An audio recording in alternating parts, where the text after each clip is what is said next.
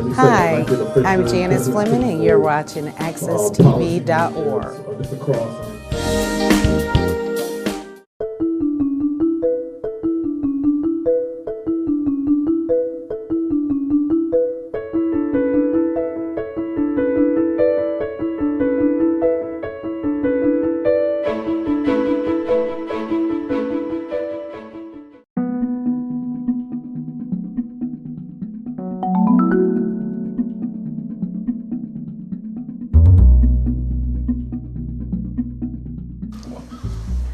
Hello everyone, welcome to The Voices. I am your host, Kayla Williams, and you are back into the lovely Miss Janice Fleming's home.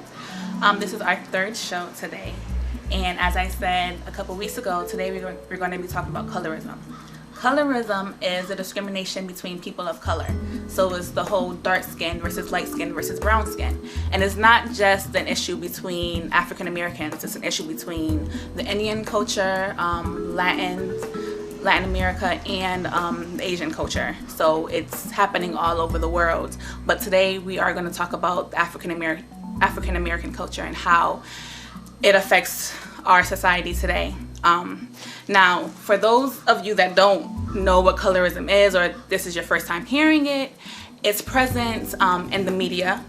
It happened with President Obama. A lot of people said that the reason why he got elected was because he was light-skinned and biracial. And had he been a dark-skinned man, that he wouldn't have got elected. It happens in commercials and music videos. Rappers, they acknowledge that they like light-skinned women over dark-skinned women, or dark-skinned women over light-skinned women. So it happens all the time. So that's what we're going to be discussing. It's an issue between women, it's an issue between men. It happens in our educational systems and our justice systems.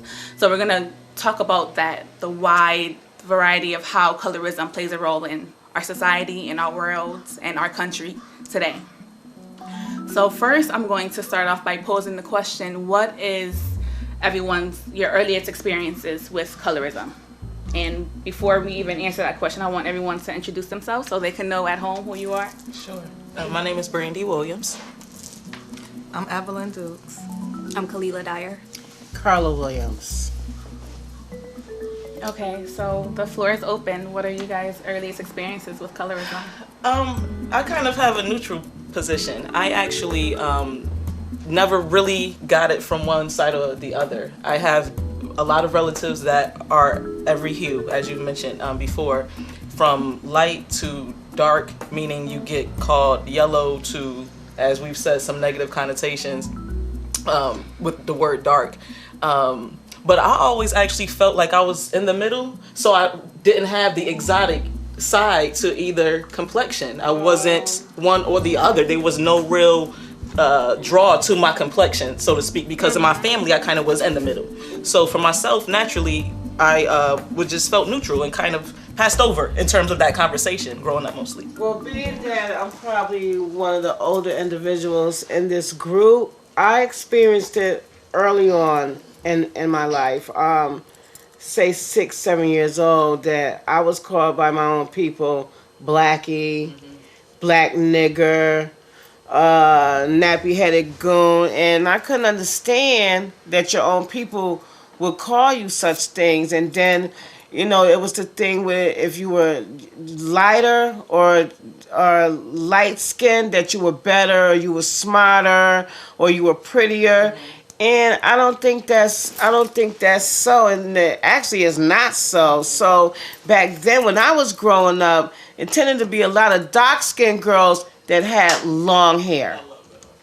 Light-skinned women didn't have long hair unless they had white mixed in their family. So you have to realize, when the lighter you are, the more it tends to be that you have white in your family, in your background. And so I was picked on a lot, hair pulled, name called, and it was just frustrating as a child growing up, having to worry about when you leave the door, what name was you going to be called today? Why you was going to be picked on, and it just so happened to be because of the color of my skin. So that can be frustrating. And to know that it's 2014 and it still goes on today is a little sad. Yes, because quote that I read by W.E.B. Du Bois in 1903. He said, "The problem of the century is going to be what did he say? I'm sorry. He said the problem of the 20th century is color lines, and here we are over 100 years later, and that still seems to be the issue. Where do you think this issue came from within our own culture? Because before it was, just racism. Where did it come from in our culture? Slavery. It Slavery. came from slavery. I agree. It came from, as they call it, the house nigger, being the better one, being the lighter one. White people would put the house nigger in their home because his skin was so fair, they felt more comfortable. They was intimidated by the darker skin because we was always rebellious and we wanted to stand up for ourselves and stand up for our rights. So it came from slavery. And everything that starts in slavery just boils back into and overspills into what you see now. And I think, Kayla, you brought up a good point, because when you mentioned W.E.B. Du Bois making that comment back then, I've seen it throughout the world where people in Europe, if you're of a certain complexion, they still have slaves to this day. There are still people enslaved in different parts of the world based on the complexion of their skin. And the Roma community, basically they look at them as gypsies a lot of times, and so they may have one fair-skinned child, and that fair-skinned child, it was a story not too long ago where a child was abducted, and they weren't sure who the parents were because the parents were darker Roma, and this child was a fair-skinned blonde child. But that goes to also to look at the power struggle and structure throughout the world's history, because if you were more akin to who was in power in terms of complexion or your actual status as far as your material wealth, you were going to be more aligned with that power structure and be easily accepted. And I think that's a part of it also, is kind of people grouping together. And if your group just so happens to have the bulk of the resources, then by virtue, just like we're born with the genes that we have in terms of our intelligence, our athletic ability, sometimes, people, it's just a lottery, really. And if you just so happen to be on that side of the pendulum when that's in vogue, then that ultimately is where you will kind of lie, and your experiences are going to kind of relate to that, because the world kind of feeds off of what popular culture says, and that's been throughout the history of time. So I think it's been ongoing. Yeah, and how does that transfer into education and the job market? Like, I want to go to education, like for the people that are in my age genre. When did it become an issue? When did you notice that dark skin versus light skin was an issue in school? I can think back to maybe around middle school. I kind of take your standpoint a little bit, where I've always felt a little bit neutral. Like, I was never called a darkie or anything like that. I've always just kind of been neutral. But in middle school, you could kind of see a little bit of a divide especially when it came to sports and things like that. You would see like or certain colors of people would be playing this type of sport and would be doing this type of sport, and then the popularity builds from that, and then people start to associate that popularity with that type of person. So I think I've first seen it in the middle school area. And I think another way it plays into education is because when you talk about going to school and having teachers be afraid of those darker skinned children, and then you have those children also, there was a study done not too long ago, the Dow study, where you had children, elementary age children, placed in front of a white doll and a dark skinned black doll. Yeah. And they ultimately said that the white child was the good baby, that the black baby was the bad baby. And when they were asked, which one do you look like, they pointed to the black child. So it's already starting to be ingrained into them that white or Caucasian is good and black or African American is bad, just based on the complexion, because these were plastic dolls. They were just sitting there, and there was really, what life experience have they had? But that goes to which child is being given more attention. And I think this starts so early, because when you have babies and, oh, this baby is so cute, this baby is so cute, you start to hear that, okay, what is this? Why is this baby cute? And then you start to see, oh, this baby's hair is oh, this baby has good hair. And then it kind of goes into that child hearing that message more and more. So that child's confidence actually is being bolstered while the other child is not receiving that same attention. And who would think that your hair has to do with the color of your skin? Well, if you're light skinned, you're going to have really beautiful, long, pretty hair, which is a bunch of crock, but, then the people really believe that. And then, you know, you would have like this teenage pregnancy thing that's getting out of hand, and young girls, if you listening and you watching this show, slow it down. Take pride in yourself and self-respect, because that light-skinned boy around the corner with that good curly hair, honey, your baby not gonna come out like that.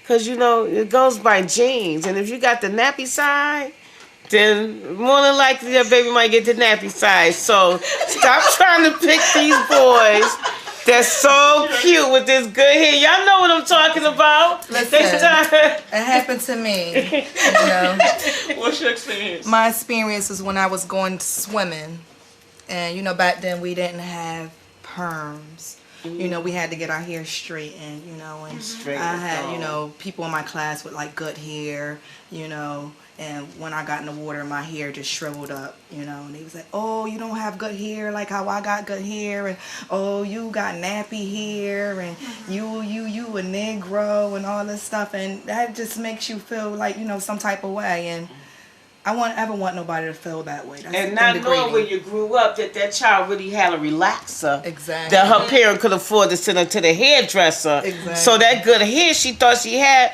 was all done by chemicals. But that's a good point, because a lot of the time we only see just what's presented to you. You don't see the backstory to it. You don't know that these people are a little bit more wealthy, so they could do this, or whatever the case may be. So we only see what's presented to us, and we're not getting the whole backstory. And I think that plays a role in it too. Yeah, some people could be so I want to cruel. get into what are the stereotypes that are attributed to being dark skinned or being light skinned. What are the stereotypes that you guys hear or know of?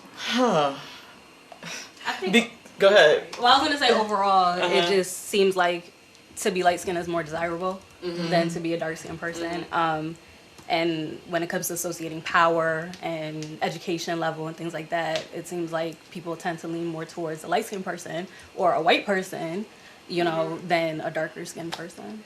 And you know what's so funny about that is talking about complexion. I've gotten to the point as I've gotten older, looking at beauty and understanding that our facial features and our bodies are a piece of art. Bones really dictate what you look like. So when I stopped looking at complexion, because your complexion means nothing. If you put two people side by side, different complexions, look at the bone structure. Look at the bone structure. That's beauty. That's where it starts. Beauty. High cheekbones, We know. slender chin, long neck, good posture. That's where your beauty comes from. And you know what I'm saying? I always heard this, darker the berry, sweeter the juice. You know, which is true. Let's keep the stereotype going. So now we're influencing these stereotypes about dark skin versus light skin. Blueberries, blackberries, raspberries, they're darker and they're very good. I'm speaking on the fruit sort of thing.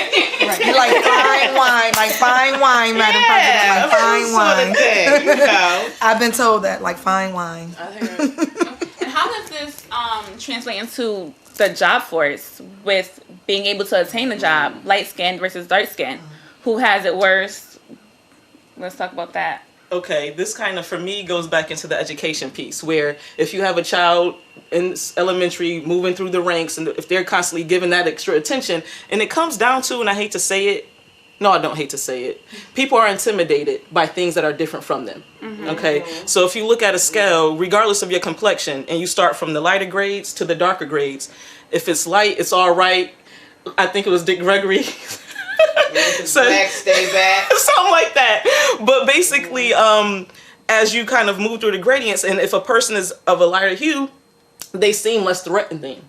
And you mentioned the uprising of slaves, rebellions starting to happen from darker folks. But if it's light, you don't feel as threatened, and the darker you kind of move towards that, you feel more threatened. But it's built up by the news. It's built up by the stories we see. These things are perpetuated, and they have been. You know, you think about the boogeyman. Oh, it's a dark shadow.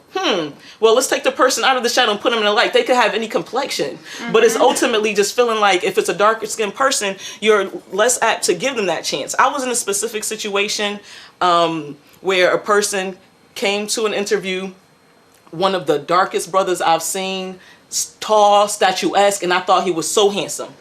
So handsome. But I knew from the time that I saw this man that he was not going to have an easy go at it. because he looked so different.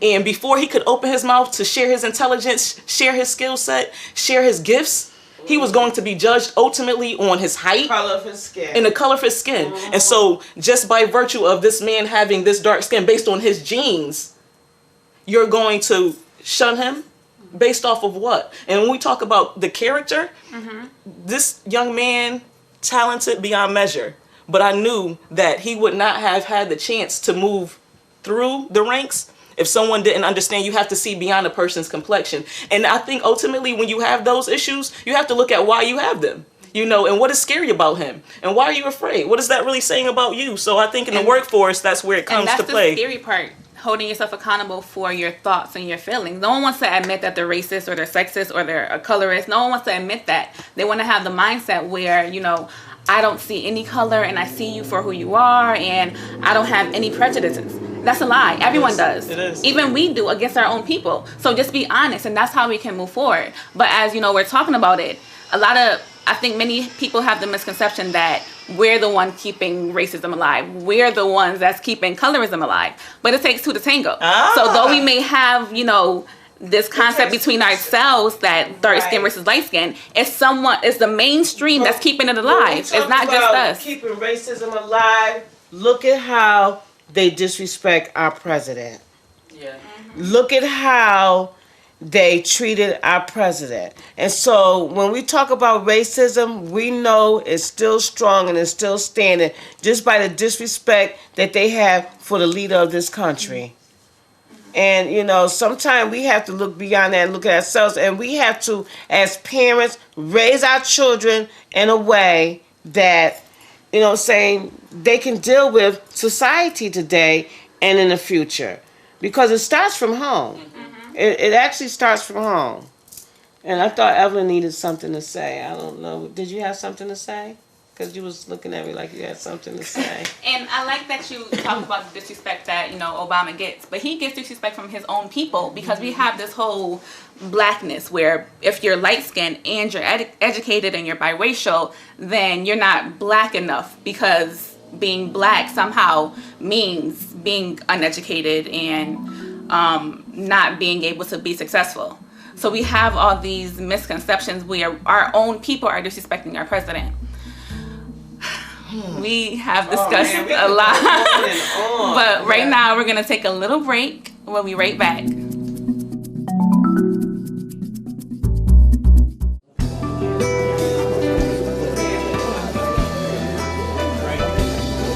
I'm very happy to be here tonight to congratulate and support AccessTV.org. AccessTV.org has reached hundreds and thousands of people.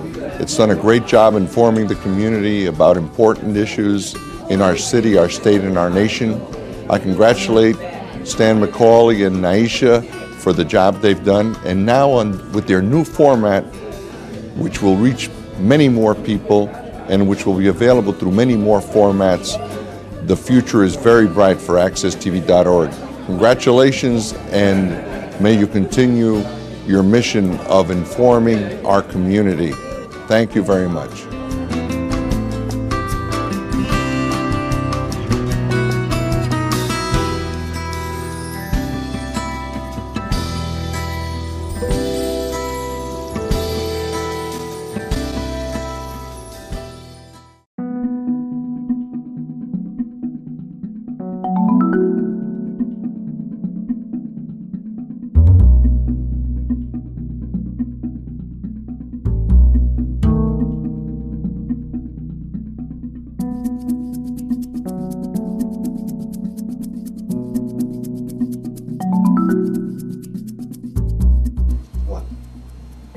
Hello, welcome back.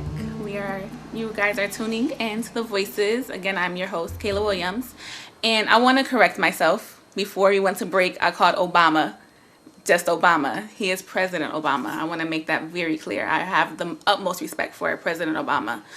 Back to what we were talking about, though, the questioning of blackness and attributing all these positive qualities to being light-skinned. So not only that, so when you're educated and you talk proper, they say that you're talking white. So how does this play a role in colorism as well? Because it's kind of like light-skinned people have kind of like the double-edged sword.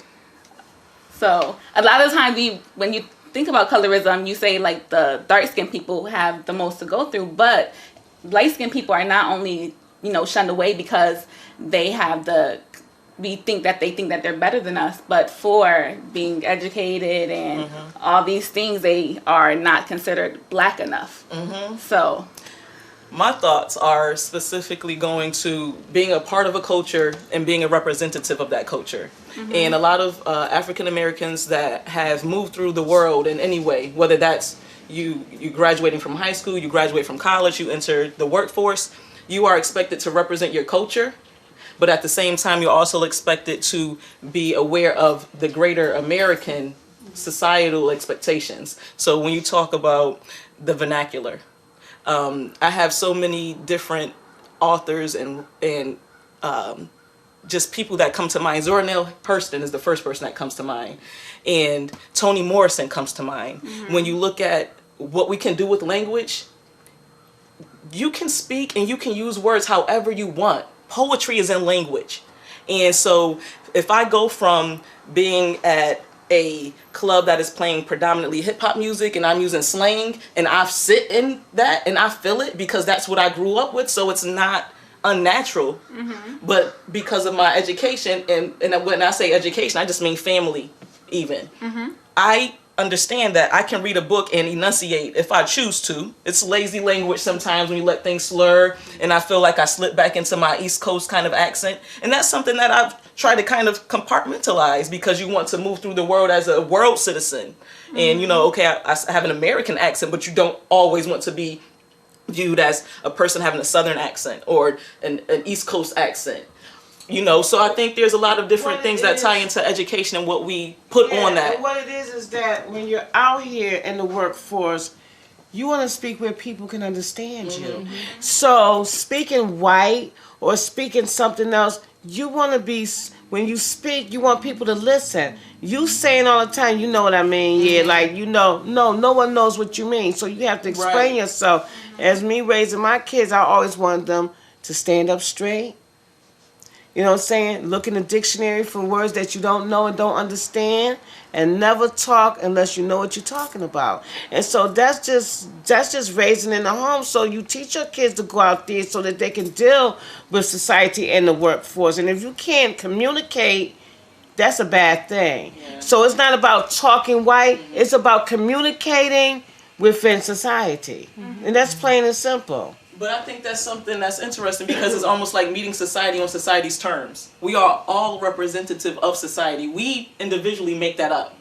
So understanding that we have to have a shared language almost. In the home you can speak one language, and a lot of people, immigrants, still currently are dealing with this issue from all over the world. You have your home life, and then you have your work life. No matter where your family comes from, if you're first, second, third generation American even, you're still going through that, whether it's the food you eat, the things you talk about at work, what did you do over the weekend? That conversation really stems from what you do on your personal cultural level.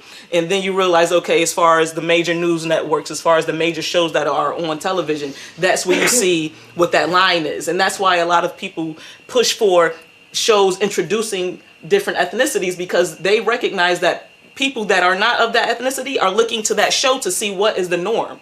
And I think that's where we all kind of play a role in what is acceptable and what is the status quo. So when you speak about speaking properly, carrying yourself a certain way, I think it just goes to what is okay and what are we comfortable with, and I think that shifts throughout history.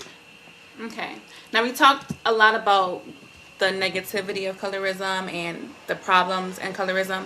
How do we go about solving it? What are some solutions to get us past this? It needs to not be so comedic. I feel like at this point, like, you have people on Instagram and Twitter that post these things, light skin versus dark skin, party flyers that say this is a light skin versus dark skin. It's like they're making it a joke, and it's not a joke. It's something that we need to be aware of what's going on. We need to be aware and understand where everybody's coming from and get everybody's points of views and things like that. But it just needs to not be so comedic, and we need to stop making, and I include all of us in this, because I know sometimes I'll laugh at some of the posts and say, okay, maybe I shouldn't really be laughing at that, but we need to stop making it so funny and so hilarious that there is this divide in our own community and with other communities, and get that awareness. Maybe it's getting the awareness first and then moving from there, but it needs to not be so funny and not be made fun of, and people should stop posting these light skin versus dark skin, trivializing things, and maybe that'll help. But I think the first step is the awareness and making sure that we understand it's not a joke. This is real life, and people are really being discriminated against because of this issue that we're making light of. And when you say we, are you just saying the African American community, I mean, or just everyone? I think I mean everyone, because I see it a lot in the African American community, but I see it outside of it too. At my job, I see some things, and I see it happening all over. It's a little bit more hidden, I guess, when it's not just between the black community, or when it's not just inside the black community. Like, you wouldn't necessarily see a white person boasting about posting a light skin versus dark skin type of thing. So it's not as open to the public, but it still exists. And so I think everybody needs to find an awareness and stop making it so funny. Stop trying to make it so funny, because it's not a situation that should be made light of. Because it's not humorous, when you're talking about people's feelings, and, these people have to go, sometimes this can hurt people for a long time, and they can carry this hurt, because it usually starts from when they're young. So, and children carry this with them, and I do believe what happens in your childhood affects your adulthood and how you go forward or how you proceed in life. So we need to just be more cautious about what we say and how we think and how we feel about people. We need to, get back to loving one another and speaking and having a good time and helping out our communities. And because I love my black people, what I'm saying? I work hard every day for my community because I believe in us, and I believe we can go further, and I believe the time is now for us to make this change within ourselves so that we can prosper and be a better community. So, it starts with me, it starts with you, it starts with all of us. And, I just believe in, first you have to change within yourself in order to see where someone else is coming from. And I think another thing is to disengage, along with the awareness, as you were mentioning, to disengage. Can you imagine what would happen if a darker skinned comedian got up on stage and started to make a joke about his complexion and nobody laughed? Disengage. That's one thing. That's activism. You are withholding your approval of that message. And I think because it comes from pain, we know comics, they make jokes based on, and so this person he knows that he's been made fun of all his life, and now look, I'm gonna turn it on his head and I'm going to cash in on it.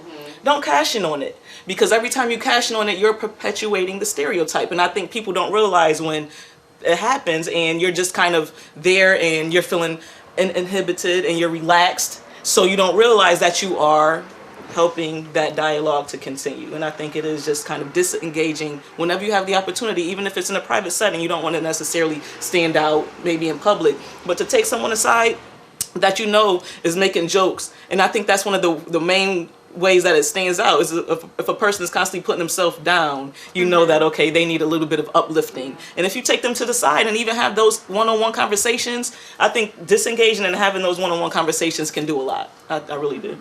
And do you think that changing it within our community will affect those outside of our community? I'm talking about white people in particular. Will they view us differently because of this? I think so. If we have more respect for ourselves, then they'll have more respect for us as well.